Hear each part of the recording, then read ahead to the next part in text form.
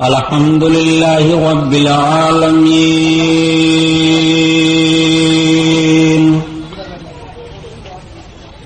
والصلاة والسلام على سيد المرسلين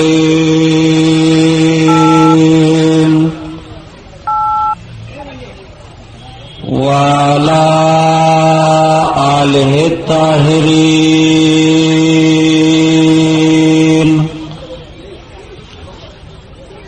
وصحابه المطهرين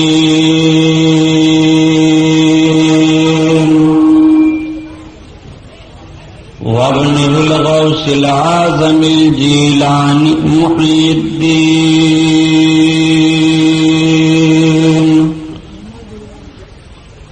وأهل بيته أجمعين أما بعد فأعوذ بالله من الشيطان الرجيم بسم الله الرحمن الرحيم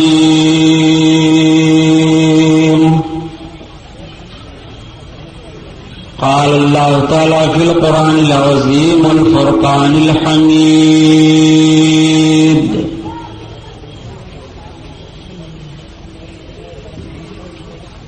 ومن يعمل مثقال ذرة خيرا يره ومن يعمل مثقال ذرة شرا يره سبحان الله صدق الله البصير القدير وصدق رسوله البشير النذير والحمد لله رب العالمين.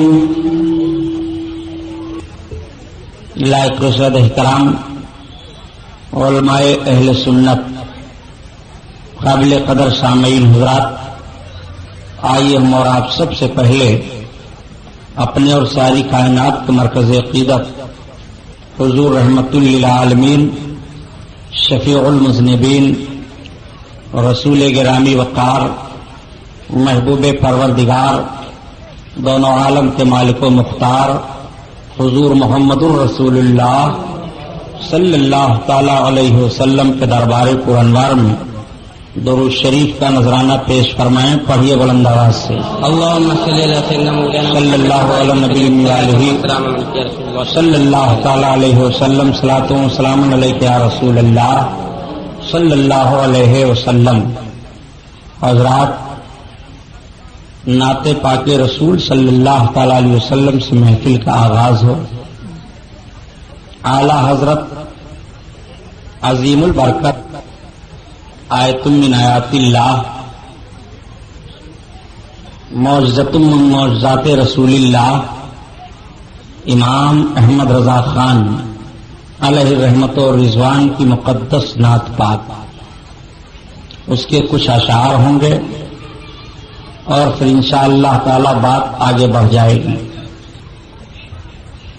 سر کا قدم ہے تنے سلطان زمن پھول، سر کا قدم ہے تنے سلطان زمن پھول، لب پھول دہن پھول بدن پھول ذقن پھول، ان کعبے ہمارے تو ہلائے نہیں ہلتا،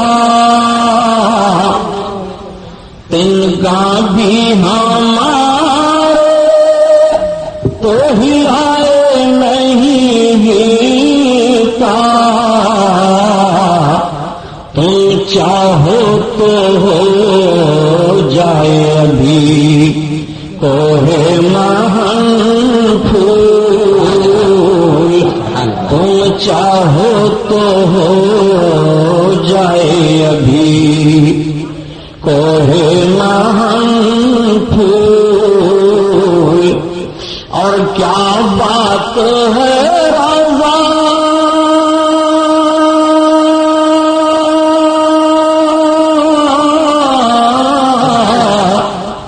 اس چمنستان کرم کی کیا بات ہے رضا اس چمنستان کرم کی زہرا ہے کئی جس میں حسین و حسن پھول زہرا ہے کئی جس میں حسین و حسن پھول. نبی کونین صلی اللہ تعالی علیہ وسلم نے ارشاد فرمایا کہ حسن اور حسین یہ میرے دونوں پھول ہیں جنت کے. آقا کریم صلی اللہ تعالی علیہ وسلم ان دونوں شہزادوں کو سونگھا کرتے تھے سبحان اللہ اور ارشاد فرماتے تھے ان سے مجھ کو جنت کی خوشبو آتی ہے. سبحان اللہ.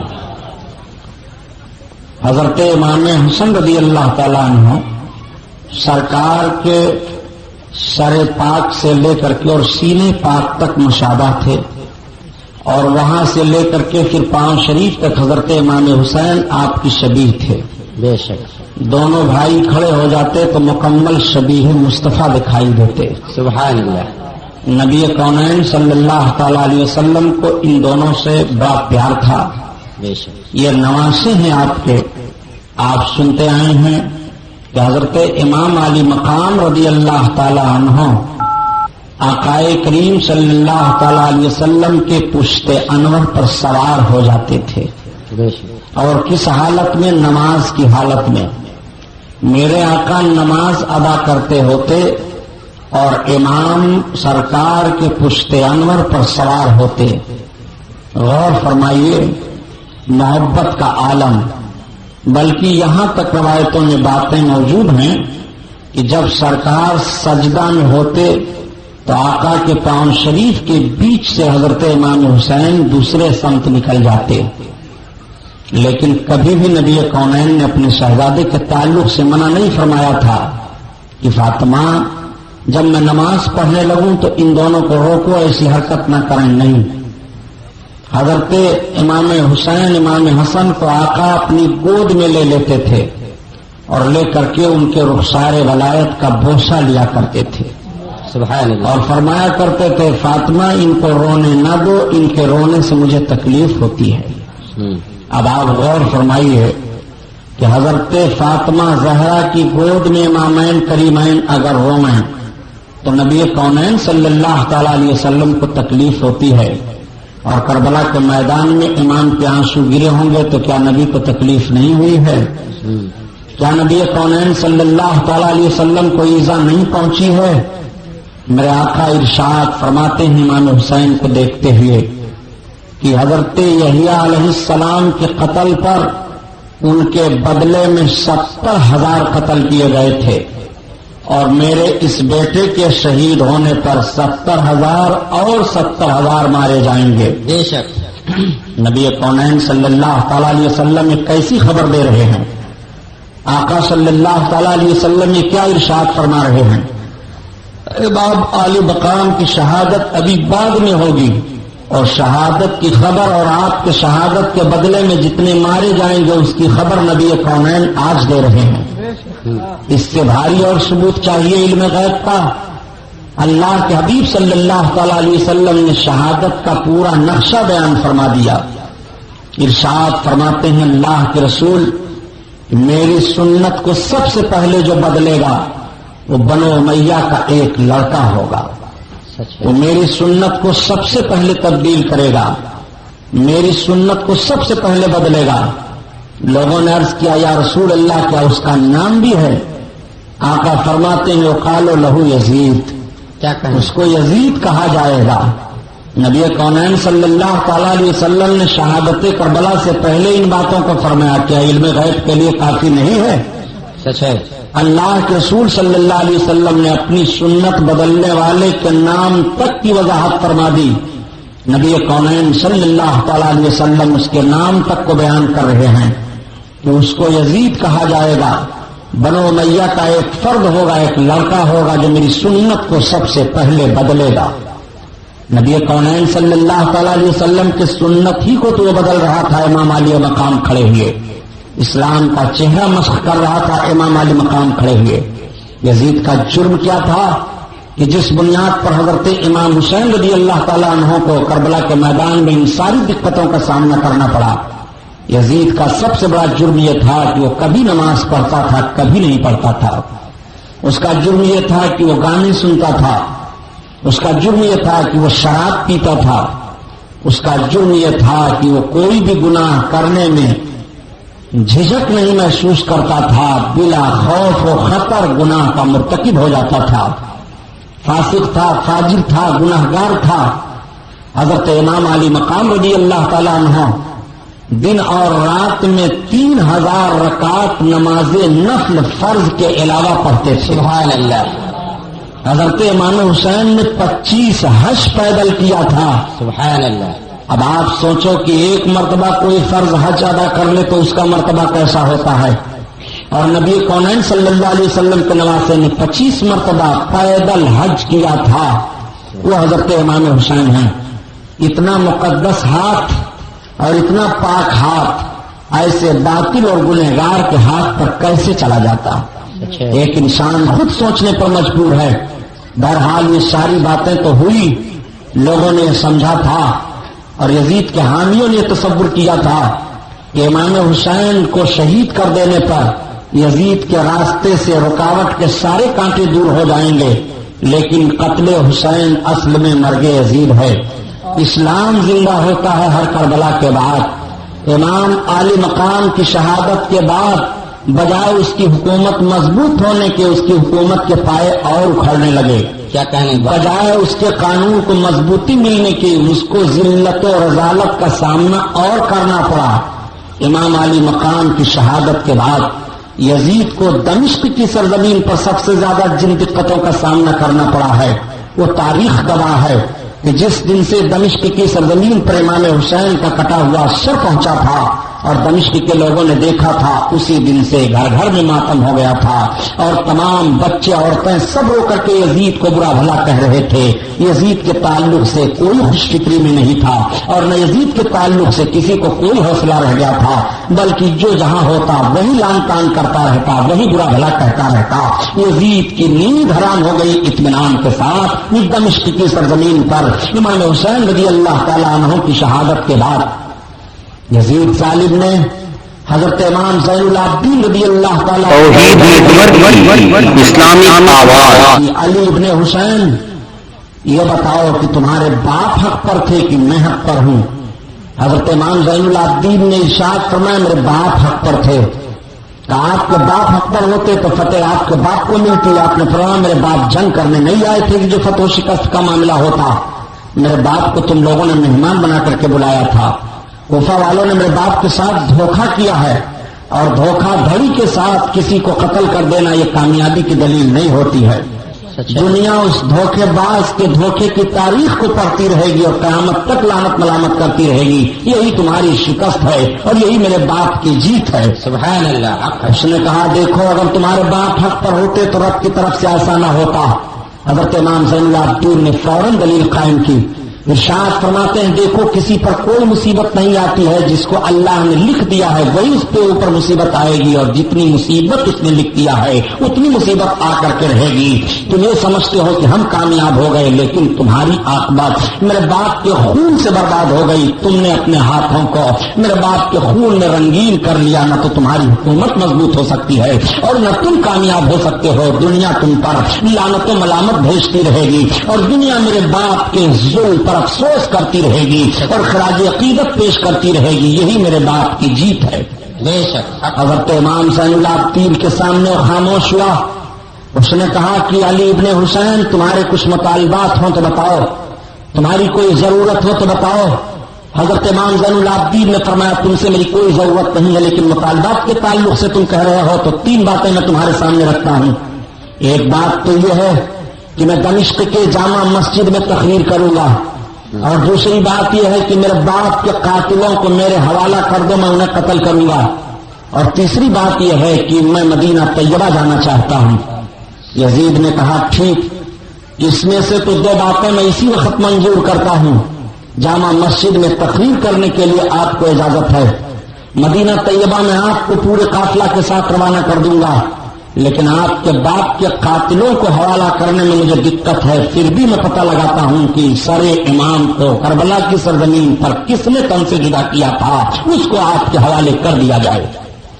دیکھو امام حسین کی جیت ہو گئی کہ نہیں؟ کیا کہ انتقامی صورت دشمن ہی کی طرف سے پیدا ہو گئی. اس نے اعلان کیا کہ کس نے حسین ابن علی کا سر تن سے جدا کیا تھا. سب انکار کر رہے ہیں. کیا کہ نہ تو شمر بول رہا ہے، نہ تو سنان بول رہا ہے، نہ تو خولی بول رہا ہے، نہ حرملہ ابن کاہل بول رہا ہے، نہ عمرو ابن سعد بول رہا ہے. کوئی اقرار نہیں کر رہا ہے کہ ہم نے سر امام کو تن سے جدا کیا. سب انکار کر رہے ہیں میں نے نہیں مارا ہے. وہ کہہ رہا ہے میں نے نہیں مارا ہے. یزید نے کہا جب مارنے والوں کا تعین نہیں ہو پا رہا ہے تو قاتلوں کو حوالہ کرنے سے میں مجبور ہوں. البتہ آپ چلیے، آپ کو جامع مسجد میں تقریر کرنے کی اجازت دی جا رہی ہے. چنانچہ جمعہ کا دن تھا. مؤذن جیسے اذان دیتا ہے مسجد کھچا کھچ بھر جاتی ہے نمازیوں سے. امام حسین کا بیٹا کربلا کی سرزمین سے جو لٹا پھٹا گیا ہے دمشق کے جامع مسجد میں مسلح امامت پر کھڑا ہو رہا ہے یزید کے سامنے. یہی امام حسین کی جیت ہے اور یہی یزید کی شکست ہو گئی. امام حسین کا لڑکا کھڑے ہو کر کے جب بیان دینا شروع کرتا ہے، یہ لوگوں یہ بتاؤ آج جمعہ کا دن ہے، ابھی مؤذن اذان دے رہا تھا، کس کے نانا کا نام لیا جا رہا تھا، کس کو محمد رسول اللہ کہا جا رہا تھا. دنیا میں کون ہے میرے باپ حسین کے علاوہ جو نبی کا نواسا ہو؟ تو جامع مسجد دمشق کے لوگوں مسلیوں کی آنکھیں بھیگ جاتی ہیں. ایک کوہرام برپا ہو جاتا ہے. فوراً یزید نے اشارہ کیا مؤذن کو کہ دوبارہ اذان دو. جب مؤذن دوبارہ اذان دینے کے لیے کھڑا ہوتا ہے اور جیسے اس نے کہا اشہد ان لا الہ الا اللہ و اشہد ان محمدن عبدہ و رسولہ پڑھتے ہوئے جیسے اذان کے کلمات پڑھتا ہے کہ اشہد ان محمد رسول اللہ، حضرت امام عالی مقام کے شہزادے امام زین العابدین مؤذن سے کہتے ہیں ٹھہر جا. مؤذن ٹھہر جاتا ہے. آپ کہتے ہیں ایک دمشق کے جامع مسجد میں آنے والے لوگوں میں آپ سے پوچھنا چاہتا ہوں، آج 1 ہفتہ کا عرصہ گزرا ہے. آج ہی کا وہ دن تھا کہ میرے باپ کو کربلا کی سرزمین پر شہید کیا گیا. آج ہی کا وہ دن تھا کہ میرے باپ کے حلق پر خنجر پھیرا گیا ہے. آج ہی کا وہ دن تھا کہ میرے باپ کے حلق پر چھری چلا کر کے خون بہایا گیا کربلا کی سرزمین پر. آج ہی کا دن ہے کہ میں تمہارے سامنے کھڑا ہوں. بتاؤ محمد کسے کہا جا رہا ہے، کس کے نانا کا نام لیا جا رہا ہے؟ سارے لوگوں نے ہاتھ اٹھا کر کے کہا حسین ابن علی زندہ باد، حسین ابن علی پائندہ باد. اے حسین ابن علی آپ پر ظلم ہوا ہے، یزید نے ظلم کیا ہے، ہم اس کی مخالفت کرتے ہیں. نہ جانے کتنے لوگوں کی روتے روتے ہچکیاں بچ جاتی ہیں. حضرت امام عالی مقام کے شہزادے نے بھری مسجد میں یزیدیوں کو للکارتے ہوئے فرمایا کہ خبردار تمہیں ایسا نہیں کرنا چاہیے جس طرح سے تم لوگوں نے اپنی عاقبت کو برباد کر لی ہے. اب رونے سے کیا ہوگا؟ اب تو تمہیں قیامت تک رونا پڑے گا. اب تمہارے رونے دھونے سے کوئی فائدہ نہیں ہوگا. جب تمہیں رونا تھا تب تم نہیں روئے ہو. تم نے آل رسول کو کربلا کی تپتی ہوئی ریت پر رلایا ہے. تمہیں قیامت تک سکون نہیں ملے گا. حضرت امام زین العابدین رضی اللہ تعالیٰ عنہ کے اس بیان سے دمشق میں ایک ہنگامہ برپا ہو جاتا ہے. امام زین العابدین نکلے. یزید نے جانے کا انتظام کیا. حضرت امام زین العابدین رضی اللہ تعالیٰ عنہ پورے قافلہ کے ساتھ نعمان بن بشیر کی قیادت میں دمشق سے روانہ مدینہ طیبہ کے لیے ہو جاتے ہیں. یہ وہی لٹا پٹا قافلہ ہے. جب مدینہ طیبہ کی طرف سے کربلا کی طرف چلا تھا تو امام حسین تھے. جب کربلا کی طرف چلا تھا تو حضرت علی اصغر تھے. جب کربلا کی طرف چلا تھا تو علی اکبر جوان بیٹے تھے. جب کربلا کی طرف چلا تھا تو حضرت قاسم تھے. جب کربلا کی طرف یہ جوان قافلہ نورانی چلا تھا تو تمام اہل بیت اطہار تھے، تمام لوگ تھے. لیکن آج یہی لٹا پٹا قافلہ اب کوفہ سے دمشق اور دمشق سے مدینہ طیبہ کی طرف جا رہا ہے. تو امام حسین کیا امام حسین تشریف فرما نہیں ہے، علی اکبر قاسم کی جوانی نہیں ہے، عباس علم دربار کی قیادت نہیں ہے. یہ لٹا پٹا قافلہ چلا جا رہا ہے. اور جب مدینہ الرسول کے قریب پہنچا ہے تو سنو مسلمانوں، جیسے مدینہ والوں کو پتا چلا حسین ابن علی کا لٹا ہوا قافلہ آ رہا ہے، پورے مدینہ کے لوگ باہر نکل آئے ہیں. عورتوں کی چیخیں بلند ہو جاتی ہیں، بچے اپنے ماؤں کی گودوں سے اچھلنے لگتے ہیں. اے ماں ہمیں اس قافلے کو دکھا دو جس قافلے میں حسین گئے تھے اب نہیں ہیں. اس قافلے کو دکھا دو جس قافلے میں علی اکبر گئے تھے اب نہیں ہیں. اس قافلے کو دکھا دو جس قافلے میں عباس گئے تھے اب نہیں ہیں. اس قافلہ کو دکھا دو جس قافلہ میں توفتی بھی سکینہ آ رہی ہیں. اس قافلہ کو ہمیں دکھا دو جو لٹا پٹا قافلہ آ رہا رہا ہے، بچے ماؤں کی گودوں میں تڑپ جاتے ہیں، ماؤں کی آنکھیں بھیگ جاتی ہیں، یہ بھیڑ لگ جاتی ہے مدینہ طیبہ والوں کی، روتے ہوئے حضرت امام زین العابدین اپنے نانا جان کی قبر انور پر حاضر ہوتے ہیں اور ساری داستان عرض کرتے ہیں، یا رسول اللہ ہمیں ملاحظہ فرمائیے ہم کس طرح لٹ کر کے آئے ہیں، یا رسول اللہ ہم کس طرح کٹ کر کے آئے ہیں، یا حبیب اللہ ہمارے حال زار پر آپ رحم فرمائیے میرے آقا، دیکھیے ہمارا حال کیا ہے، یہی نبی کونین تو ہے کہ جب نبی کی بارگاہ میں کوئی فریاد پیش کرتا تھا تو نبی کونین مچل جاتے تھے، اس کی فریاد کو پہنچا کرتے تھے۔ کیا حضرت امام زین العابدین کی فریاد کو نبی نہیں سن رہے ہیں؟ خدا کی قسم سن رہے ہیں۔ نبی کونین کے سننے کا حال تو یہ ہے کہ اللہ کے حبیب صلی اللہ تعالیٰ علیہ وسلم کو دنیا سے گئے جب 3 دن کا عرصہ گزرا تو ایک دیہات سے صحابی آئے، حضرت علی بیٹھے ہوئے تھے، حضرت علی سے پوچھ پڑے اے مولا کائنات یہ تو بتاؤ میں اللہ کے رسول سے ملنا چاہتا ہوں، وہ کہاں ملیں گے؟ تب تک حضرت علی رونے لگے، ارشاد فرماتے ہیں وہ دیکھو سامنے جو تم قبر انور دیکھ رہے ہو، اسی قبر انور میں آج 3 دن کا عرصہ ہوا اللہ کے حبیب تشریف فرما ہے، میرے سرکار آرام فرما رہے ہیں، اس دنیا سے چلے گئے۔ وہ صحابی چیخ مار کر کے رو پڑتے ہیں اور عرض کرتے ہیں یا رسول اللہ اب ہم کہاں جائیں، ہم نے اپنے جان پر ظلم کیا ہے، ہم نے اپنے نفس پر بہت بڑا ظلم کیا ہے، یا رسول اللہ ہماری فریاد کون سنے گا؟ اور قبر انور کی مٹی کو اٹھا کر اپنے سر پر رکھتے ہیں، جب نبی کی بارگاہ میں فریاد کرتے ہیں تو قبر انور سے آواز آتی ہے فنودیا من قبرہ لقد غفر لک، کیا تیری بخشش ہو گئی، تجھے نجات کا پروانہ دے دیا گیا۔ نبی کونین صلی اللہ تعالیٰ علیہ وسلم کے دربار اقدس سے نجات کا پروانہ مل جاتا ہے، تبھی تو اعلیٰ حضرت عظیم البرکت فرماتے ہیں اے لوگوں نبی کی بارگاہ میں تم فریاد کرو تو نبی سن تو نہیں رہے ہیں کہ فریاد امتی جو کرے حال زار میں، کیا کہنے بہت فریاد امتی جو کرے حال زار میں، ممکن نہیں کہ خیر بشر کو خبر نہ ہو، خبر نہ ہو۔ نعرے تکبیر، نعرے رسالت، جشن شہید اعظم مسلک اعلیٰ حضرت علامہ سبحانی صاحب قبلہ، سبحان اللہ۔ ممکن نہیں کہ خیر بشر کو خبر نہ ہو، خبر نہ ہو۔ حضرت امام زین العابدین اور حضرت زینب رضی اللہ تعالیٰ عنہ کربلا کے سارے داستان کو نانا کے حضور میں بیان کر رہے ہیں۔ مدینہ طیبہ میں جو پتھر اٹھایا جاتا خون نکلتا، خدا کی قسم شہادت حسین کا واقعہ سامنے رکھو تو ایمان مچلنے لگتا ہے، آنکھیں بھیگ جاتی ہیں۔ 7 روز تک پوری دنیا میں اندھیرا چھایا تھا، سورج طلوع ہوتا تھا مگر اس کی شعاعیں پھیکی پھیکی رہتی تھی، اور جو اپنے کپڑے کو دیکھتا اس کے کپڑوں پر خون کے چھینٹے دکھائی دیتے، دھلے پر وہ چھینٹے چھوٹے نہیں تھے، آسمان کے کناروں سے خون کی سرخی ظاہر ہوئی تھی، آسمان کتنا رویا تھا، آج بھی اس کے رونے کی نشانی شفق کی شکل میں آسمان کے کناروں پر پائی جا رہی ہے۔ یہ شہادت حسین کے بعد آسمان رویا ہے۔ حضرت ام سلمہ سرکار کی بیوی فرماتی ہیں کہ جنات نوحہ کہہ رہے تھے حسین کے قتل ہونے پر، جنات رو رہے تھے حسین کے شہید ہونے پر، دنیا کا کون فرد رو نہیں رہا تھا، چرند پرند رو رہے تھے۔ اس لیے میں سمجھا تھا کہ مجھے حکومت مل جائے گی۔ ابن زیاد جس نے کربلا میں سارے کرتوت کروائے تھے اس کو خراسان کی گورنری کی لالچ دی گئی تھی، لیکن نہ تو اس کو خراسان کی گورنری ملی اور نہ اس کو کوئی عہدہ ملا، کسی یزیدی کو کوئی دنیا کی چیز نہ مل پائی۔ وہ سمجھتے تھے کہ ہم دنیا کی بنیاد پر حسین کو قتل کر کے دنیا بنا لیں گے، لیکن یہی فوراً بات سمجھ میں آ گئی کہ دین کو برباد کرنے کے بعد اگر کوئی دنیا بنانا چاہتا ہے تو دنیا نہیں بن سکتی ہے، اگر دین کے پیچھے وہ دنیا بنانا چاہے اور دین کی حرمت لوٹنا چاہے تو دنیا نہیں بنا پائے گا۔ یہ بھی خبر ہم کو میدان کربلا سے مل رہی ہے، یہ بھی دستور ہم کو میدان کربلا سے مل رہا ہے۔ امام حسین رضی اللہ تعالیٰ عنہ کے خون پر اس نے اپنی حکومت کو مضبوط کرنا چاہا تھا، لیکن حکومت مضبوط ہونے کے بجائے حکومت بکھرتی چلی جا رہی ہے۔ مدینہ طیبہ کے لوگوں نے جب سنا کہ اس طرح سے یزید نے ظلم کیا ہے اور اس طرح سے یزید نے امام حسین کو شہید کروایا ہے تو مدینہ طیبہ سے ایک وفد تیار ہوا کہ چل کر کے معلوم کیا جائے دمشق میں اس طرح کی باتیں کیوں پیدا کی گئی ہیں۔ چنانچہ ایک وفد مدینہ طیبہ کا بڑے بڑے تابعیوں پر اور بڑے بڑے متقیوں پر مجتمع ہو کر کے دمشق جاتا ہے. یزید کو جیسے پتا چلا کہ مدینہ طیبہ سے ایک وفد آ رہا ہے ہمارے حالات کو جاننے کے لیے, تو اس نے پوری تیاری کر لی. وفد جا کر کے پہنچا, وفد نے سارا پتہ لگایا اور پتہ لگانے کے بعد چلنے لگا تو یزید نے بڑے تحفے تحائف دیے. وفد مدینہ طیبہ آ کر کے رو رو کر کے بیان دینا شروع کیا کہ اس نے امام حسین کو ظلماً قتل کیا ہے. امام حسین اس کے ہاتھ پر ہاتھ کیسے دے دے؟ وہ صحیح ہے نماز نہیں پڑھتا ہے, وہ صحیح ہے شراب کا عادی ہے, وہ صحیح ہے گانے سنتا رہتا ہے, وہ صحیح ہے کتوں اور بندروں کا کھیل دیکھتا رہتا ہے. یہ صحیح ہے کتوں اور بندروں کے کھیل دیکھنے والے کے ہاتھ پر امام حسین ہاتھ کیسے دے دیتے؟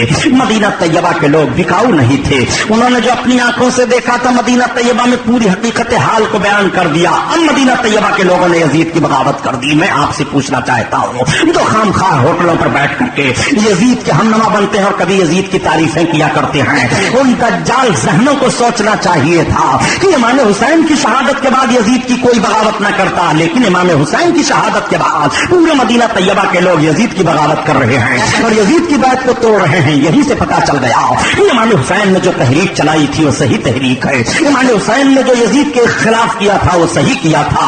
امام حسین کی شہادت ہو رہی ہے اور شہادت کے بعد مدینہ طیبہ میں یزید کے خلاف بغاوت ہو رہی ہے. پتا یہ چلا پیارے کہ مدینہ طیبہ کے لوگوں نے بغاوت کی تو امام حسین کے بغاوت پر بغاوت کی ہے, امام حسین کی تحریک پر تحریک چلائی گئی ہے. مدینہ طیبہ کے لوگ انکار کر بیٹھے. جب یزید کو پتا چلا کہ مدینہ طیبہ کے لوگ انکار کر بیٹھے اور ہماری حکومت کو غیر شرعی حکومت قرار دے رہے ہیں اور مکہ کے لوگ بھی یہی کر رہے ہیں, تو اس نے اپنے ایک فوجی کو بلایا اور بلانے کے بعد کہا, سنو اب تم کو مدینہ پر لشکر کشی کرنی ہے. وہ مسلم بن عقبہ یا مصرف بن عقبہ تھا جو فوج کا سردار بن کر کے ایک لشکر جرار لے کر مدینہ کی طرف چلا. میں اب پوچھنا چاہتا ہوں آپ سے, یزید کی حکومت کا عرصہ 3 سال 8 مہینہ رہا ہے اور 3 سال 8 مہینے میں یزید نے 3 کام کیا ہے. ایک تو حضرت امام حسین کو شہید کروایا اور دوسرے اس نے مدینہ پر چڑھائی کی اور تیسرے اس نے مکہ المکرمہ پر چڑھائی کی. بتاؤ یہ تینوں کام کرنے والا جنت میں جائے گا؟ یہ تینوں کام کرنے والا بخشش کا حقدار ہو سکتا ہے؟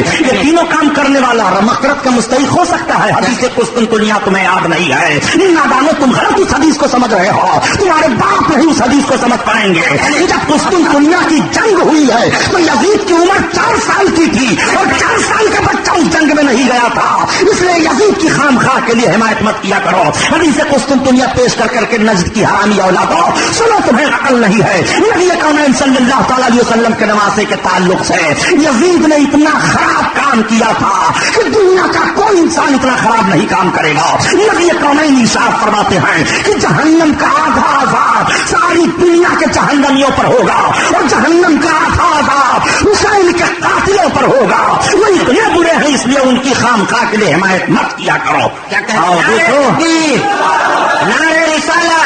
علامہ سبحانی صاحب قبلہ سبحان اللہ سبحان اللہ. یزید کے تعلق سے معلومات کرنا چاہتے ہو؟ کربلا کے بعد اس نے کون کون کام انجام دیا؟ مدینہ طیبہ پر اس نے لشکر کشی کروائی.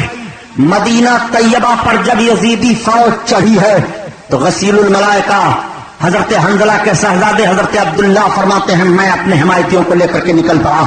جب میں نے سمجھا کہ آسمان سے اب پتھر کی بارش ہوگی تو میں باہر نکل پڑا, لیکن لشکر جرار تھا اس کے پاس, ہمارے آدمی مقابلہ نہ کر سکے. ان ظالموں نے مدینہ طیبہ کے لوگوں کو قتل کرنا شروع کیا.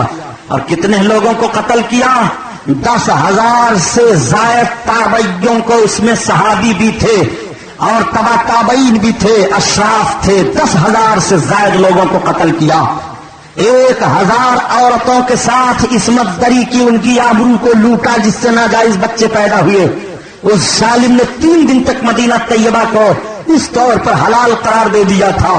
مسجد نبوی میں یہ ظالم داخل ہوئے اور داخل ہونے کے بعد جنت کی کیاری کے پاس اپنے گھوڑوں کو اور اونٹوں کو باندھتے تھے. ان کے اونٹ اور گھوڑے وہاں لید اور پیشاب کرتے تھے. آپ غور کرو کتنی بدتمیزیاں ان لوگوں نے کی ہیں. 3 دن تک مسجد نبوی میں اذان نہیں ہو پائی تھی یزیدی فوج کے الغار سے. مسجد نبوی, اللہ اکبر, وہ مسجد جس مسجد کے تعلق سے میرے آقا ارشاد فرماتے ہیں کہ اس مسجد میں کوئی 1 رکعت نماز پڑھے گا تو 50,000 رکعت نمازوں کا ثواب پائے گا. سبحان اللہ. جس مسجد میں 50,000 رکعت نمازوں کا ثواب ملے اس میں 3 دن تک آواز نہیں آ رہی ہے اذان کی. ایک تابعی حضرت سعید بن مسیب رضی اللہ تعالیٰ عنہ ہیں، وہ فرماتے ہیں کہ میں دیوانہ بن گیا تھا، یزیدی فوج مجھے پاگل سمجھ کر کے چھوڑ دیتی تھی، میں مسجد کے گوشہ میں بیٹھا رہتا تھا، اور جب اذان کا وقت آتا تو گنبد خضرا سے اذان کی آواز سنائی دیتی اور تکبیر کی آواز میں سنتا، اسی اقتدا میں نماز ادا کر لیا کرتا تھا۔ پتا چلا کہ نبی کونین کل بھی زندہ میرے سرکار قبر انور میں تھے، اور قیامت تک میرے سرکار قبر انور میں زندہ رہیں گے۔ سرکار کی وہی زہیزہ حیات ظاہری ہے جیسے پہلے تھی، وہی اب بھی ہے۔ تبھی تو اعلیٰ حضرت عظیم البرکت فرماتے ہیں کہ تو زندہ ہے واللہ، تو زندہ ہے واللہ، میرے چشم عالم سے چھپ جانے والے، چھپ جانے والے۔ مسجد نبوی میں 3 دن تک بے حرمتیاں اس طرح سے کی گئی ہیں، مدینہ طیبہ کی آبرو کو پامال کیا گیا ہے۔ نبی کونین ارشاد فرماتے ہیں جو مدینہ والوں کو ڈرائے گا اور جو مدینہ پر چڑھے گا لشکر کشی کر کے وہ جنت میں نہیں جائے گا۔ یزید کا یہ دوسرا کارنامہ تھا جس نے مدینۃ الرسول کی حرمت کو لوٹا ہے، وہ مدینہ طیبہ۔ اللہ اکبر، جس مدینہ کو دیکھنے کے لیے مرد مومن کی نگاہیں ترستی ہیں، وہ مدینہ طیبہ جہاں انوار و رحمت کی بارش ہوتی ہے، وہ مدینہ طیبہ کی صحابہ نے پوچھا تھا یا رسول اللہ، مکہ کو حرم تو حضرت ابراہیم نے بنایا ہے، آپ کا حرم کیا ہے؟ تو آقا ارشاد فرماتے ہیں اس پہاڑی سے لے کر کے یہاں تک مدینہ کو میں حرم بنا رہا ہوں۔ مکہ کو ابراہیم نے حرم بنایا ہے تو مدینہ کو میں حرم بنا رہا ہوں، اسی لیے مکہ اور مدینہ کو حرمین طیبین کہا جاتا ہے۔ سبحان اللہ سبحان اللہ۔ اعلیٰ حضرت عظیم البرکت اسی لیے فرماتے ہیں مدینے کے خطے خدا تجھ کو رکھے، سبحان اللہ۔ مدینے کے خطے خدا تجھ کو رکھے، غریبوں فقیروں کو ٹھہرانے والے، ٹھہرانے والے، اور حرم کی جانی اور قدم رکھ کے چلنا، حرم کی زمین اور قدم رکھ کے چلنا، ارے سر کا موقع ہے او جانے والے، او جانے والے۔ ایک عاشق کی آواز یہ ہے اور یزیدیوں کا پلان یہ ہے مدینہ برباد کر دیا جائے معاذ اللہ۔ مدینہ طیبہ کی اس طرح سے بے حرمتی ان نادانوں نے کی۔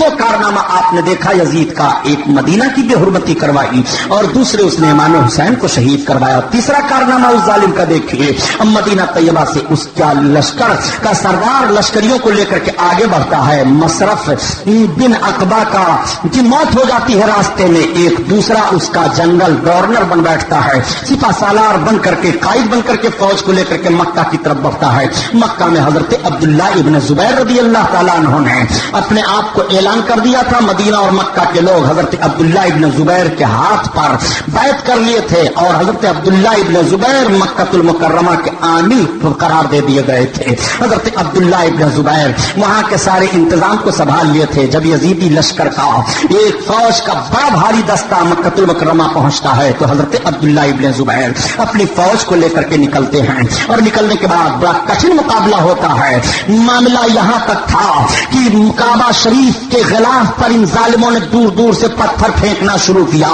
منجنیق سے پتھر بھر بھر کر کے پھینکتے تھے، جس سے اتنے پتھروں کی بارش کعبہ پر ہوئی کہ غلاف کعبہ جل گیا، اس میں آگ لگ گئی، کعبہ جل رہا تھا، اس کے پردے جل رہے تھے، ادھر حمص میں یزید کی موت ہو رہی تھی، یزید مر رہا تھا۔ خانہ کعبہ کی ان لوگوں نے بے حرمتی کی، اسی خانہ کعبہ کے پردے میں حضرت ابراہیم علیہ الصلوۃ والتسلیم کے چھری کے نیچے اسماعیل علیہ السلام کے بدلے میں جو میڈھا آیا تھا اس کی کھال بھی تھی، اس کی سینے بھی تھی اور بہت سارے تبرکات تھے، وہ سب اسی میں جل گئے۔ ان ظالموں نے کعبہ کی بے حرمتی کی۔ بتاؤ، کعبہ کو جو آگ لگوا دے وہ جنت میں جائے گا، جو کعبہ کو جلا دے وہ جنت میں جائے گا۔ خدا کی قسم، کعبہ کی حرمت اپنے رب سے پوچھو، کعبہ کا وقار تمہارا رب بیان فرماتا ہے، الم تری کیف فعل ربک باصحاب الفیل۔ اسی کعبہ کو ڈھانے کے لیے جب ابرہہ آیا تھا تھا اور ابرہا نے کہا تھا میں کعبہ کو اٹھا لے جاؤں گا اور اپنے شہر میں رکھ کر کے میں وہیں کعبہ بناؤں گا، تو رب تعالیٰ نے حفاظت فرمائی تھی اور ابرہا کے سارے ہاتھیوں اور فوجیوں کو مختصر چھوٹے سے پرندے ابابیلوں کے ذریعے سے ہلاک کر دیا تھا۔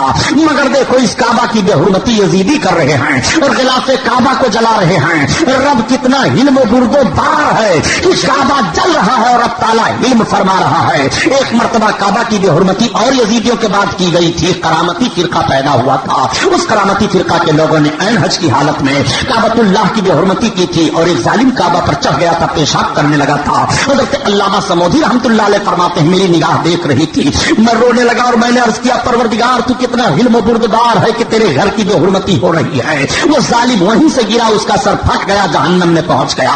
وہ کعبہ ہے خدا کی قسم۔ اور رب کے محبوب ارشاد فرماتے ہیں جب تمہاری پہلی نظر کعبہ پر پڑے تو جو دعا تم مانگو گے اللہ تعالیٰ قبول فرما لے گا۔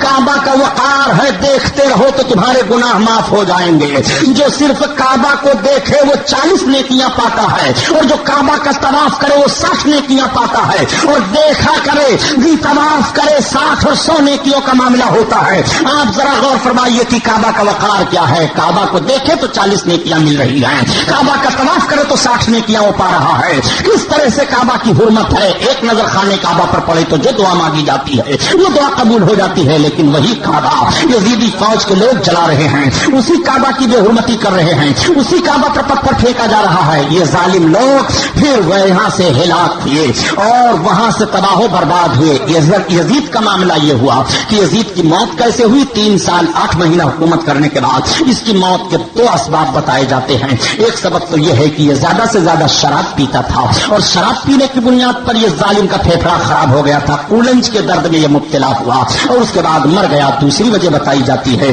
کہ یہ سیر و شکار کا عادی تھا۔ ایک مرتبہ یہ شکار کھیلنے کے لیے گیا اور پہاڑیوں کے درمیان سے گزرتا ہوا چلا گیا۔ ایک عیسائی لڑکی پر یہ عاشق ہو جاتا ہے دیکھ کر کے کہ بڑی حسین و جمیل ہے، خوبصورت ہے۔ پھر دوسرے دن اس کے پاس گیا، تیسرے دن کسی طرح سے اس سے بات ہو گئی۔ اس لڑکی کو پتا چلا یہی امیر شام ہے، اسی کو یزید ابن معاویہ کہا جاتا ہے، اسی نے علی ابن حسین کو شہید کروایا ہے۔ لڑکی نے کہا ٹھیک ہے تم آؤ، تم سلطان ہو، تم آؤ، تم عامر ہو، جو تم کہو ہم کرنے کے لیے تیار ہیں۔ اس نے چوتھے دن اپنے ساتھیوں کو پیچھے چھوڑ دیا اور یہ ظالم خود گیا اور لڑکی کو اپنے گھوڑے پر بٹھا کر کے اس کا مقصد تھا کہ محل میں لایا جائے گا۔ لڑکی نے اپنے بغل میں ایک خنجر چھپا لیا تھا۔ جب وہ گھوڑے پر بیٹھ گئی اطمینان و سکون کے ساتھ، تھوڑی دور تک یہ چلا تھا، مستی میں تھا، ادھر ادھر کی باتیں ہو رہی تھی کہ تب تک اس بچی نے خنجر نکالا اور نکالنے کے بعد اس طرح پھرتی سے مارا کہ وہ زمین پر چلا آیا۔ پھر اس نے پھرتی سے دوسرا وار کر دیا، اب یہ سنبھل نہ سکا، اس خنجر سے اس نے چیر پھاڑ کر کے رکھ دیا اور وہاں سے نکل گئی۔ اس کے ساتھی تلاش کرتے ہوئے پہنچے تو دیکھا کہ اس کی لاش کٹی پھٹی پڑی ہے، پھر اٹھا کر کے لا کر کے اس کو زمین میں دفنایا۔ ایک موت کی وجہ یہ بھی بتائی جا رہی ہے، چنانچہ حمص کے شہر میں یزید کی قبر جہاں بنی ہوئی ہے اس قبر پر آج بھی شیشہ گلانے کی فیکٹری لگی ہوئی ہے۔ جب خلافت بنو عباسیہ قائم ہوئی اور بنو عباسیہ کا پہلا خلیفہ عبداللہ صفاح ہوا تو اس نے کہا یزید کی قبر تلاش ہو، اس کی قبر کھود کر کے اس کی ہڈیاں جلائی جائیں گی۔ چنانچہ جب اس کی قبر ظالم کی کھودی گئی تو سیاہ ہڈیاں جلی ہوئی ملی جیسے کوئلہ کی شکل میں ہو، پھر بھی ان ہڈیوں کو جلایا گیا اور وہیں پر شیشے کی فیکٹری لگا دی گئی ہے۔ کل بھی یہ عذاب میں تھا، آج بھی یہ عذاب میں ہے اور آخرت کا عذاب ابھی باقی ہے۔ یہیں سے امام حسین کی شان سمجھ لو کہ یزید کی قبر کا نشان نہیں ہے، ہڈیاں جلائی جا رہی ہیں کھود کر کے، لیکن امام حسین کا روزہ عراق میں چمک دمک رہا ہے، امام حسین کا روزہ دکھائی دے رہا ہے، لوگ روزہ کی زیارت کرنے کے لیے جا رہے ہیں، قبر کا بوسہ لے رہے ہیں، چوکھٹ چوم رہے ہیں، اپنے لیے باعث برکت سمجھ رہے ہیں۔ قتل حسین اصل میں مرگ یزید ہے، اسلام زندہ ہوتا ہے۔ ہر کربلا کے بعد، امام حسین کے خون کے بعد یزید کی حکومت مضبوط نہیں ہوئی، بلکہ جب یزید مر گیا اور یزید کے لڑکے کو اس پر تخت نشین کیا جانے لگا تو 6 مہینے تک وہ بیمار رہا۔ اس نے لوگوں کو بلایا، کہا سنو مجھ کو یہ سلطنت نہیں چاہیے، مجھ کو یہ عمارت نہیں چاہیے، مجھ کو یہ سب کچھ نہیں چاہیے، میرے باپ نے بہت غلط کیا تھا۔ حسین ابن علی کے خون پر جو حکومت مضبوط کی گئی ہو ایسی حکومت کو ہم لات مار رہے ہیں۔ ان بچے نے یہی چھوڑ دیا حکومت، یہی تو یزید کی موت ہو گئی۔ ہر کوئی بیٹا اپنے باپ اپنے بیٹے کے لیے کیا کرتا ہے، لیکن یزید نے جو کچھ کیا تھا سب بیٹے نے لات مار دیا اور کہہ دیا مجھے نہیں چاہیے یہ سب، اس لیے کہ امام حسین کا خون بہا ہے، امام حسین کی شہادت ہوئی ہے۔ اور آؤ آگے بڑھ کر کے دیکھو، یزید सिक्के और यजीदियों ने सोचा था कि हमें बड़ा सुकून मिल जाएगा। 3 साल 8 महीने के बाद रंग कैसा बदल जाता है। यही कूफा है जिस कूफा की सरजमीन पर इन जालिमों ने बदतमीजियां की थी और बदअहदियां की थी। उसी कूफा से मुख्तार सख्ती उठता है। ये मुख्तार सख्ती वो आदमी था कि जब हजरत इमाम मुस्लिम कूफा में गए थे तो मुख्तार सख्ती के वहां ठहरे थे। इनके दोनों बच्चे ठहरे थे, लेकिन यही मुख्तार सख्ती का घर इमाम मुस्लिम से छूटा था। और मुख्तार सख्ती ने जो 150 खतूत इमाम अली मकाम की बारगाह में गए थे, उन खतों पर अक्सर और बेशतर खतों पर मुख्तार सख्ती का दस्तखत हुआ करता था। यही मुख्तार सख्ती उठा और इसने एक फर्जी खत गढ़ लिया हजरत इमाम हुसैन के भाई मोहम्मद बिन हनफिया की तरफ से, और ऐलान कर दिया लोगों में कि मैं कातलाने हुसैन से बदला लेना चाहता हूं। पब्लिक इकट्ठा होने लगी, इसलिए कि बात हजरत इमाम हुसैन की थी। उनका जोश सर्द नहीं हुआ था, इंतकादी मामला उनका सर्द नहीं हुआ था। सारे लोग उठ पाते हैं और उठने के बाद सब मुख्तार सख्ती का साथ देने के लिए तैयार हो जाते हैं। जब हजरत मोहम्मद बिन हनफिया को पता चला कि मुख्तार सख्ती ने इस तरह से किया है, मेरी तरफ खत मंसूब किया है, तो आपने कोई एतराज नहीं किया, बल्कि इरशाद फरमाया कि अगर नमाज़े रसूल का वो बदला लेना चाहता है तो मुझे कोई एतराज नहीं है। हजरत मोहम्मद बिन हनफिया की तरफ से अब उसे इजाजत मिल गई और तकनीयत मिल जाती है। वो और अब लोगों में जा जा करके प्रचार करना शुरू कर देता है। एक पूरा जत्था तैयार कर लेता है, उसके साथ शामी तलवारें आ जाती हैं, बहादुर कूफी उसके साथ आ जाते हैं। उसने कहा सबसे पहले हुकूमत बनाने का मामला हमारा ये है कि सबसे पहले हुसैन इब्न अली के कातलों का अंजाम हम देखेंगे और उनसे बदला लेंगे, हम उनको छोड़ेंगे नहीं, एक एक को चुन चुन करके मारा जाएगा। चुनांचे उसने ऐलान कर दिया कि कातलाने हुसैन में से जो भी मिले उसे कत्ल किया जाएगा। सबसे पहले शिमर पकड़ा जाता है और जब शिमर गिरफ्तार किया गया, लाया जाता है मुख्तार सख्ती के सामने, तो मुख्तार सख्ती ने कहा कि तुम ही वो आदमी हो, तुम्ही ने इमाम हुसैन के हलक पर खंजर फेरा था, जालिम तू ही है और तू ही ने इस तरह की बदतमीजी की थी। तो वो रोने और कांपने लगा और उसने कहा कि मुझे माफ किया जाए, मैं ये नहीं जानता था कि मुझसे जो ये काम करवाया जा रहा है इसमें इतनी इतनी खराबियां हैं, मैं तबाह हो गया, मैं हिलाक हो गया। मुख्तार सख्ती ने कहा जालिम, उस वक्त तुमने अपनी तबाही को नहीं सोचा था और उस वक्त जब तू जुल्म कर रहा था इमाम अली मकाम और उनके अहलो अयाल पर, तब तुझे नहीं खबर थी कि तेरा नतीजा क्या होगा। अब मैं बताता हूं कि तुझे सजा कैसी दी जाती है। उस जालिम के जिस्म का एक एक हिस्सा मुख्तार सख्ती ने कटवाया और कटवाने के बाद कहा इसे तड़पा तड़पा करके मारो ताकि दुनिया के लोग इबरत हासिल करें कि हुसैन के कातिल का अंजाम इस तरह से होता है। ठीक 3 साल के बाद अंजाम जरा देखते चलो। शिमर मार दिया जाता है और उसके बाद फिर अम्र इब्न साद का घेराव होता है। अम्र इब्न साद के घर को घेरने के बाद जब उसे गिरफ्तार करके निकाला गया और अम्र इब्न साद से पूछा गया तू क्या कर रहा था, तो वो कहता है मैं गोशा नशीन हो गया था, मुझे सियासत से कोई मतलब नहीं है, मुझको अब कोई इन सारे कामों से मतलब नहीं है, मैं तो सिर्फ अल्लाह अल्लाह कर रहा था। अम्र इब्न साद को ललकारते हुए मुख्तार सख्ती ने कहा हराम खोर, ये बता कि जब इमाम हुसैन को तू लेकर के 22,000 की फौज शहीद करवाने पर तुला हुआ था, तब तेरी इबादत कहाँ गई थी, तब तेरा गोशा नशीन होना कहाँ गया था। इसलिए अब कोई बहाना नहीं चलेगा, अब जरूर तुझे मारा जाएगा और जब जरूर तुझे सजा दी जाएगी। ये कांपने लगा, मुझे छोड़ दिया जाए। कहा नहीं उसके लड़के को लाओ सामने। अम्र इब्न साद के लड़के को लाया गया सामने, कहा तो अपने बाप के सामने खड़ा हो जा और तेरे सामने तेरे बाप के जिस्म का एक एक हिस्सा काटा जा रहा है। ये जालिम है जिसने हुसैन इब्न अली पर तीर चलाया था, इसलिए पहले इसकी दोनों आंखें तीर चलाकर फोड़ दो, इसके दोनों हाथ काट लो, पांव की उंगलियां काट डालो। ये तड़पे जब तड़प जाए और सर्द हो जाए तो इसके जिस्म का एक एक हिस्सा उतारो और खोलते हुए तेल में डाल दिया जाए। यही करवाया था मुख्तार सख्ती ने और बता दिया था दुनिया के लोगों को कि देखो कातलाने हुसैन का अंजाम कैसा होता है, देखो इमाम हुसैन का खून कैसा रंग ला रहा है। शिमर मारा जा रहा है जिल्लत और रुसवाई के साथ, अम्र इब्न साद मारा जा रहा है जिल्लत और रुसवाई के साथ। जब अम्र इब्न साद अपने बेटे के सामने कत्ल किया जा रहा था तो बेटा कांपने लगा, मेरी निगाहों के सामने मेरे बाप को ज़बाह न करो। तो मुख्तार सख्ती ने कहा याद कर ले इमाम हुसैन के सामने इमाम हुसैन के शहजादे कैसे शहीद हुए थे, इमाम हुसैन के सामने अली अकबर को कैसे शहीद किया गया था, इमाम हुसैन ने किस तरह से सब्र और शुक्र से काम लिया था और इन्नल्लाह मअस साबिरीन का पैगाम करबला की सरजमीन पर दिया था जब उनके भाई अब्बास का बाजू उनके सामने कटा था। जालिम सोच ले तकलीफ कैसे होती है, तुमको सोचना चाहिए। इस तरह से तड़पा तड़पा करके मुख्तार सख्ती ने मरवाया। अब हुरमला इब्न काहिल पकड़ा जाता है। ये वो हुरमला इब्न काहिल मरदूद है कि जब हजरत حضرت امام علی مقام رضی اللہ تعالیٰ عنہ حضرت علی اصغر کو لے کر کے کوفیوں کے سامنے گئے تھے اور کہا تھا کہ پانی کے چند قطرے میرے بیٹے کو دے دو، تو بجائے پانی کا قطرہ دینے کے ان ظالموں نے تیر کا نشانہ بنایا تھا اور یہ ظالم حرملہ ابن کاہل نے تیر چھوڑ دیا تھا. وہ تیر سنسناتا ہوا آیا تھا حضرت علی اصغر کے حلق میں لگا تھا اور خون کا فوارہ بہا تھا تو امام کا چہرہ سرخ ہو گیا تھا. بیٹے کے حلق کا خون جب امام کے چہرے پر لگا تو آسمان کانپ رہا تھا، زمین ہل رہی تھی، سورج کی شعاعیں مدھم پڑ گئی تھی، آواز آ رہی تھی الہ العالمین یہ کیسا امتحان ہے، پروردگار عالم یہ کیسا معاملہ ہے، الہ العالمین یہ تو اپنے بندوں کا امتحان کس طرح سے لے رہا ہے. تو آواز آئی تھی تم نہیں جانتے ہو جو میں جانتا ہوں. آپ ذرا غور کرو، حضرت علی اصغر رضی اللہ تعالیٰ عنہ کا قاتل پکڑا گیا ہے حرملہ ابن کاہل.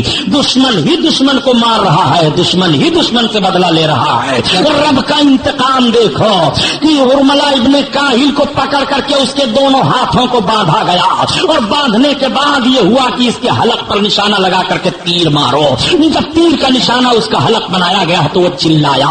مختار سختی نے کہا بول جب علی اصغر کے حلق پر تیر لگا تھا تب تجھے نہیں یاد آنا چاہیے کہ آج میں مار رہا ہوں تو کل میرا نتیجہ کیا ہوگا. پیارے کربلا کا داستان بتا رہا ہے کہ اگر کسی نے کسی پر ظلم کیا ہے تو پھر وہ ظلم سہنے کے لیے تیار ہو جائے. اگر کسی نے کسی کی گردن کاٹی ہے تو اس کی گردن ضرور کاٹی جائے گی. یہ کربلا کا نقشہ ہمارے سامنے کل سے آج تک رہا ہے اور یہی دیکھا جا رہا ہے کہ اگر کوئی کسی کے لیے ہنستا ہے تو ہنسا جاتا ہے. نبی کونین نے منع فرمایا کسی پر ہنسو نہیں، اگر تم کسی پر ہنسو گے تو ہنسے جاؤ گے. تم کسی کو گالی نہ دو، گالی دو گے تو گالی دیے جاؤ گے. جس پیغمبر نے اتنی پابندی لگا دی ہو اس پیغمبر کے نواسے کے ساتھ کربلا کی سرزمین پر یہ معاملہ پیش آیا تھا. آؤ ذرا دیکھو حرملہ ابن کاہل مار دیا گیا. حرملہ ابن کاہل کے بعد خولی پکڑا جا رہا ہے. یہ خولی وہ ظالم ہے جو حضرت امام حسین رضی اللہ تعالی عنہ کا سر اقدس اپنے رومال میں باندھ کر کے اور لے کر کے چلا تھا. یہ ظالم اتنا بڑا خطرناک تھا مردود کہ امام حسین کے سر کو لے کر کے چلا تھا. راستے میں سودا بھی کیا تھا. وہ واقعہ سنانا مقصد نہیں ہے، صرف بتانا مقصد یہ ہے کہ یہ ظالم جب گرفتار کر کے لایا گیا تو مختار سختی نے کہا کہ بتا اب تیرے ساتھ کون سا سلوک برتا جائے، بتا اب تیرے ساتھ کیا کیا جائے. مختار سختی کے سامنے وہ ہاتھ جوڑ کر کے کھڑا ہو گیا اور گڑ گڑانے لگا. کہا گڑ گڑاؤ نہیں، اب تمہیں چھوڑا نہیں جائے گا. یہ خون حسین ہے جو رنگ لا رہا ہے، یہ حسین کا صبر ہے جو تم کو اس طرح سے اب تاپ تاپ کر کے مرنا ہے. ظالم تم نے نہیں سوچا تھا جس دن تم نے تلوار اٹھائی تھی حسین کے خلاف اس ظالم کی گردن مروا دی گئی اور اس کو پھینکوا دیا گیا کہ کتے نوچ ڈالیں اس کی لاش کو اور اس کے لاش پر اس کے سر پر دہی ڈال دو تاکہ پرندے نوچ ڈالیں اور دنیا کے لوگ عبرت حاصل کر لیں کہ قاتلان حسین میں سے ہر ایک ایک کے لیے اس طرح سے بدلہ کا معاملہ ہوتا ہے. چنانچہ اب سنان بن مالک پکڑا گیا. یہ سنان بن مالک وہ مردود ہے کہ جو سر امام کو تن سے جدا کیا تھا کہا جاتا ہے، لیکن جب اس ظالم سے پوچھا گیا تھا تو اس نے انکار کر دیا کہ میں نے سر امام کو تن سے نہیں جدا کیا تھا. حالانکہ اسی نے سر امام کو تن سے جدا کیا تھا یا شمر نے تن سے جدا کیا تھا. انہی دونوں کے علاوہ اور کوئی تیسرا نہیں ہے، لیکن دونوں انکار کر رہے تھے. سنان بن مالک جب پکڑا گیا تو پکڑنے کے بعد یہ پوچھا گیا کہ بتا تو نے سر امام کو کیوں تن سے جدا کیا تھا. کانپنے لگا. بتا تجھے دنیا کتنی ملی؟ کچھ مجھے دنیا نہیں ملی. بتا یزید کی حمایت میں جو تو نے کربلا کے میدان میں اپنی بہادری کے جوہر دکھائے تھے تیرے جوہر کیا ہوئے؟ وہ رونے اور کانپنے لگا. مجھے معاف کر دیا جائے، مجھے معاف کر دیا جائے، مجھے معاف کر دیا جائے. میں نہیں ہوں امام حسین کے سر کو تن سے جدا کرنے والا. ظالم تو ہی ہے تن کو سر کو تن سے جدا کرنے والا. معاف نہیں کیا جائے گا. تجھے اس وقت سوچنا چاہیے آج دنیا کا عذاب دیکھ کر کے تو معافی مانگ رہا ہے اور کل جب تجھے قیامت میں عذاب دیا جائے گا تو کیا تیرا معافی قبول کیا جائے گا؟ کیا تیرا عذر قبول کیا جائے گا؟ حرام خور دنیا بنانے کے لیے تو نے اہل بیت رسول اللہ کو اس طرح سے ستایا تھا. دنیا بنانے کے لیے تو نے نواز رسول کے حلق پر خنجر چلایا تھا.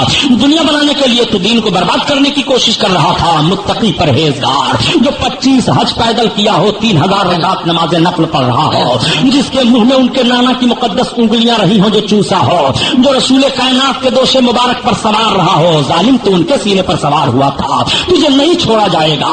چنانچہ سنان بن مالک کے جسم کا ایک ایک حصہ کاٹا جاتا ہے. یوں بھی تو قتل کیا جا سکتا تھا لیکن نہیں. مختار سختی کہتا ہے خبردار، جسم کا ایک ایک حصہ کاٹو اور کاٹنے کے بعد گھوڑے دوڑا دو اس کے جسم پر تاکہ پتہ چل جائے کہ جسم کیسے چکنا چور ہوتا ہے. چنانچہ سنان بن مالک کو کاٹ کر کے اور اس کے جسم کے اعضاء کو اکٹھا کر کے گھوڑے دوڑا دیے گئے. ہڈیاں چور چور ہو جاتی ہیں اور اس کے بعد آگ میں رکھ رکھ کر کے جلا دیا جاتا ہے، جل کر کے ساری اس کے جسم کی ہڈیاں اور سارے گوشت خاکستر ہو جاتے ہیں۔ اعلان کروایا جاتا ہے کہ قاتلان حسین میں دیکھو ایک ایک کو کس طرح سے چن چن کر کے مارا جا رہا ہے، کوئی باقی نہیں بچا تھا۔ ایک آدمی تھا، وہ کہتا ہے کہ میں بہت خوبصورت تھا، لیکن جب میں رات میں سوتا ہوں تو دو آدمی آتے ہیں اور میرے چہرے پر تھپڑ مارتے رہتے ہیں، میں بدصورت ہو گیا، اور یہ کہتے ہیں کہ یہ ظالم امام حسین کے قتل سے خوش تھا۔ جب سے میں روز مارا جا رہا ہوں امام حسین کے قاتلوں میں یا آپ کے قتل میں جتنے لوگوں نے حصہ لیا تھا، کوئی دنیا میں باقی نہیں بچا اور دنیا میں کسی کی نسل نہیں چلی ہے۔ سب سے بھاری عذاب تو ان کے اوپر یہی ہے کہ کربلا کے میدان میں جتنے یزیدی موجود تھے، کسی یزیدی کی کوئی نسل نہیں چلی ہے۔ نسلوں کا چلنا پیارے نعمت الہی ہے، اگر کسی کی نسل چلتی ہے تو ممکن ہے اس نسل میں کوئی عالم ہو جائے، اس نسل میں کوئی متقی ہو جائے، اس نسل میں کوئی ایماندار ہو جائے، اس نسل میں کوئی پرہیز ہو جاگار ہو جائے، لیکن جب نسل ہی منقطع کر دی جاتی ہے تو سارا سلسلہ ہی ختم ہو جاتا ہے۔ اور رب کو منظور نہیں ہے کہ ان کو کسی طرف سے فائدہ پہنچے، اس لیے ان کی نسلیں ختم کر دی جاتی ہیں۔ 22,000 فوجی یزیدی جو تھے کربلا کی سرزمین پر کسی کی نسل نہیں چلی ہے، سب پہوبالا کر دیے گئے، سب ختم کر دیے گئے۔ آؤ دیکھو، یہی امام حسین کی جیت ہے اور یہی یزید کی شکست ہے۔ امام حسین کو کہاں کہاں سمجھو گے اور کس کس موڑ پر امام حسین کو سمجھو گے؟ امام علی مقام رضی اللہ تعالیٰ عنہ کے قاتلوں کا انجام اس طرح سے ہوتا ہے۔ یہی مختار سقفی ہے جس نے سارے لوگوں کا بدلہ لیا، لیکن یہی مختار سقفی، اس کا بھی تو سر کاٹا گیا تھا۔ مختار سقفی نے کہا سب سے پہلے پتہ لگاؤ ابن زیاد کہاں گیا۔ یہ ابن زیاد مردود پہاڑیوں کے درمیان بھاگ گیا تھا۔ عبداللہ بن ابراہیم اشتر، حضرت ابراہیم بن مالک بن اشتر ایک تھے، اس کی فوج کے سالار، وہ آگے بڑھے اور پہاڑوں میں تلاش کرتے کرتے ابن زیاد کو پا لیتے ہیں۔ ابن زیاد کو پکڑ کر کے لایا گیا۔ ابن زیاد جب آیا سامنے تو وہی کوفہ کا دارالعمارت ہے، وہی گورنر ہاؤس ہے جس گورنر ہاؤس میں اس ظالم نے امام حسین کے سر اقدس کو رکھا تھا اور تخت پر بیٹھا ہوا تھا اور امام حسین کے لبھائے مبارک پر چھڑی لگا رہا تھا۔ حضرت زید بن ارقم نے ڈانٹا تھا اس ظالم کو کہ میں نے نبی کونین کو ان لبوں کو چومتے ہوئے دیکھا ہے، تو چھڑی لگا رہا ہے، اس طرح سے گستاخی نہ کر۔ یہ ظالم ابن زیاد وہیں کھڑا ہے۔ مختار سقفی کہتا ہے بتاؤ اب تمہارے ساتھ کون سا سلوک کیا جائے؟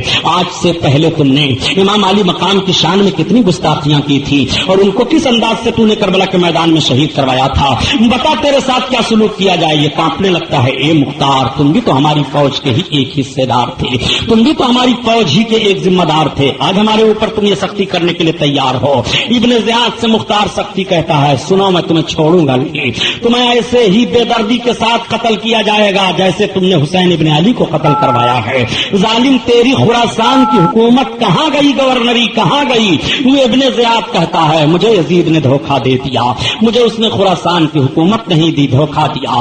اسی حکومت کو لالچ میں مجھ کو لے کر کے حسین ابن علی کے خلاف مجھ سے تلوار اٹھوائی تھی اور حسین ابن علی کے خلاف سارا کام مجھ سے کروایا گیا تھا، لیکن افسوس ہے میری زندگی پر، یہ ظالم اب افسوس کر رہے ہیں، پچھتا رہے ہیں۔ مختار سقفی نے کہا تمہیں قیامت تک پچھتانا پڑے گا، آخرت کی عذاب تو ابھی باقی ہے، ابھی میں تمہیں عذاب دلواتا ہوں اور تمہیں قتل کرواتا ہوں۔ دیکھو ڈرا کر کے نیزے مارے جا رہے ہیں، وہ چلا رہا ہے۔ مختار سختی کھلکھلا کر ہنستا اور کہتا ہے ظالم دیکھ یہ ہے خون حسین کا بدلہ، اور اس طرح سے انتقامی خدا بندی لوگ دیکھ لو اللہ تعالیٰ کس طور سے اپنے مظلوم بندوں کی طرف سے انتقام لیتا ہے۔ اس کو چھیڑ چھیڑ کر کے چھلنی کر دیا گیا، زمین پر جب گرا تو مختار سقفی نے کہا اب اس ظالم کی گردن کو کاٹو اور کاٹنے کے بعد اس کو جلا دو۔ اس کی گردن کاٹی گئی اور پھر اس کو جلا دیا گیا۔ ابن زیاد کو یہ سزا ملی ہے اور ابن زیاد کا سر اسی تخت پر رکھا گیا جہاں امام علی مقام کا رکھا گیا تھا۔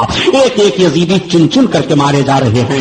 امام حسین کا ایک یزیدی کیوں کے فوج میں رہنے والا تھا، اس نے کہا کہ جب لوگ کہتے ہیں کہ یزیدی فوج میں جتنے لوگ شامل تھے امام حسین کے قتل میں سب مار دیے گئے اور سب کسی نہ کسی مصیبت میں پھنس گئے، میں بھی تو اس فوج میں تھا لیکن مجھے کوئی مصیبت نہیں آئی ہے۔ اتنا کہہ کر کے یہ ظالم اٹھا اور اپنے گھر کے چراغ کے بتی کو کھینچنے لگا، تب تک آگ کی لپٹ آئی اور اس کو آگ لگ گئی۔ بجھا رہے ہیں لوگ، بجھ نہیں رہا ہے، جلتا چلا جا رہا ہے، پیاس پیاس چلاتا چلا جا رہا ہے، جل کر کے وہیں خاکستر ہو گیا۔ لوگوں نے امام حسین کی اس کرامت کو دیکھا۔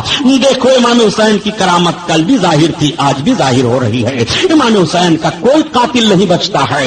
امام علی مقام کے دھوکہ بازوں میں سے مختار سقفی بھی تھا، اس کی بھی سزا سنا۔ مختار سقفی کو مصعب نے مروایا اور مصعب کو مروان بن عبد الملک نے مروایا. یہ تینوں کا سر وہیں پر رکھا گیا تو مروان بن عبد الملک نے چھوڑ دیا پیر تخت عمارت کو, کہا ہم یہاں نہیں رہیں گے, یہ بڑی منحوس جگہ ہے. حکومتوں کے معاملات بدلتے رہے, حکومتوں میں افراد بدلتے رہے. بنو امیہ میں کئی لوگ آئے حکومت کرنے کے لیے حضرت امام حسین کی شہادت کے بعد, لیکن ایک فرد ایسا آتا ہے جن کا نام حضرت عمر بن عبد العزیز رضی اللہ تعالیٰ عنہ ہے. یہ بھی خلفائے بنو امیہ میں سے ہیں. جب حضرت عمر بن عبد العزیز خلیفہ ہوئے تو سب سے پہلے آپ نے اہل بیت اطہار کے تعلق سے خدمات کا ان کے دستور متعین کیے, اور سب سے پہلے حضرت عمر بن عبد العزیز نے ان لوگوں کو پتہ لگانا شروع کیا جو حضرت امام حسین کے خلاف تھے. سب کو کڑی سزا دلائی جانے لگی اور سب کو کڑی سزا میں مبتلا کیا جانے لگا. یہی حضرت عمر بن عبد العزیز ہیں جو لوگ اس طرح سے کہہ دیا کرتے ہیں اور اس طرح سے چلانے لگتے ہیں کہ یزید یزید اور امام حسین کی بغاوت, یزید کی لڑائی اس نوعیت کی تھی اس نوعیت کی تھی, وہ سنیں. اور کچھ لوگ یزید کو رضی اللہ تعالیٰ عنہ کہتے ہیں. ارے یار لاؤڈ اسپیکر بند ہو جائے گا, ایسے ہی بول دوں گا. آواز پہنچ رہی ہے کہ نہیں؟ درود شریف پڑھ لو. صلی اللہ علیہ نبی والہ صلی اللہ تعالی علیہ وسلم. صلاۃ و سلام علیک یا رسول اللہ صلی اللہ تعالی علیہ وسلم. سنیے تو میں عرض یہ کر رہا تھا کہ حضرت امام حسین رضی اللہ تعالیٰ عنہ کے قاتلوں میں سے کوئی نہیں باقی بچا تھا. آؤ سنو, اتنا مضبوط حوالہ دے رہا ہوں, ایمان تازہ ہو جائے گا. یہی خلفائے بنو عباسیہ میں سے حضرت عمر بن عبد العزیز ہیں. حضرت عمر بن عبد العزیز رضی اللہ تعالیٰ عنہ اتنے پاک باز خلیفہ ہیں الحمدللہ کہ جب یہ خلافت کی ذمہ داری سنبھالتے ہیں حضرت عمر بن عبد العزیز, تو آپ نے اپنی بیوی کو بلایا اور ارشاد فرمایا کہ اب میں تمہیں طلاق دینا چاہتا ہوں. بیوی نے کہا کیوں؟ آپ نے فرمایا جو تمہارے لیے آشائش و آرام کا ماحول ہمارے ساتھ تھا, اب مجھے خلافت کی ذمہ داری سونپی جا رہی ہے, وہ آرام تمہیں نہیں ملے گا. کہا جب آرام کے دن تھے تب میں آپ کے ساتھ تھی, اب دقت کے دن آئے ہیں تو میں ساتھ نہیں چھوڑوں گی. کچھ بھی پریشانی اٹھانی پڑے تو آپ فرماتے ہیں سب سے پہلے تم اپنے زیورات کو صدقہ کر دو اور ضرورت بھر کے لیے کپڑے رکھو, بقیہ سارے کپڑے صدقہ کر دو. وہ حضرت عمر بن عبد العزیز رضی اللہ تعالیٰ عنہ ہیں. حضرت عمر بن عبد العزیز کی امانت داری کا حال یہ تھا کہ جب چراغ جلاتے حکومت کا کام دیکھتے تب تو حکومت کی طرف سے چراغ جلتا بیت المال کی طرف سے, اور جب اپنا کام دیکھتے تو اپنے تیل سے چراغ جلایا جاتا, حکومت کے تیل سے جو چراغ جلتا تھا اسے حضرت عمر بن عبد العزیز بجھوا دیتے تھے. کیا کہہ رہے ہیں, یہ وہ حضرت عمر بن عبد العزیز ہیں. ایک مرتبہ ان کے شہزادے نے کہا ابا حضور کلید ہونے والی ہے, آپ 1 مہینے کی پیشگی تنخواہ پہلے لے لیں, 1 مہینے کی پیشگی تنخواہ آپ لے لیں تاکہ عید ہو جائے. 1 مہینہ پیشگی تنخواہ لے لیجئے تاکہ عید ہو جائے. حضرت عمر بن عبد العزیز رضی اللہ تعالیٰ عنہ نے عامل کو لکھا کہ مجھے پیشگی 1 مہینہ کی تنخواہ دے دی جائے. جب حضرت عمر بن عبد العزیز کا پرچہ پہنچا عامل کے پاس جو وزیر خزانہ تھا, تو عامل نے کہا کہ سنیے, آپ کو کیا معلوم ہے کہ آپ 1 مہینہ زندہ رہیں گے؟ اگر آپ کو معلوم ہو کہ آپ 1 مہینہ زندہ رہیں گے تو لے لیجئے پیشگی تنخواہ. حضرت عمر بن عبد العزیز کی آنکھیں بھیگ جاتی ہیں, آپ فرماتے ہیں اب میں پیشگی تنخواہ نہیں لوں گا. عامل نے کہا اے امیر المومنین, یہ میں نہیں چاہتا ہوں کہ آپ دنیا سے جائیں تو اپنے سر پر قرضہ لے کر جائیں. یہی حضرت عمر بن عبد العزیز رضی اللہ تعالیٰ عنہ ہیں. ان کی بارگاہ میں کسی نے یزید کو رضی اللہ تعالیٰ عنہ کہہ دیا. رضی اللہ تعالیٰ عنہ کہا تو حضرت عمر بن عبد العزیز نے اس کو 20 کوڑے لگوائے. خاندان کے ہیں, بنو امیہ کے افراد میں سے ہیں. 20 کوڑے حضرت عمر بن عبد العزیز نے لگوایا تھا کہ تو نے یزید کو رضی اللہ تعالیٰ عنہ کیوں کہا. اگر حضرت عمر بن عبد العزیز کا دور ہوتا تو یزید نمازوں کو چھوڑا جاتا. اس لیے امام حسین کی شان میں گستاخیاں نہ کرو, ان سے محبت رکھو, ان سے پیار رکھو اور ان کی لگن اپنے دل میں بسائے رکھو. انشاءاللہ تمہاری دنیا بھی بنی رہے گی, آپ کا دین بھی بنا رہے گا. یہ محفل نور زندہ باد پائندہ باد. اللہ اس جلسہ کو قبول فرمائے. وما علینا الا البلاغ. السلام علیکم. سامعین حضرات، ابھی یہ جو نعتیہ کلام آپ سماعت کر رہے تھے یہ توحید نیٹ ورک کی جانب سے سنایا جا رہا تھا.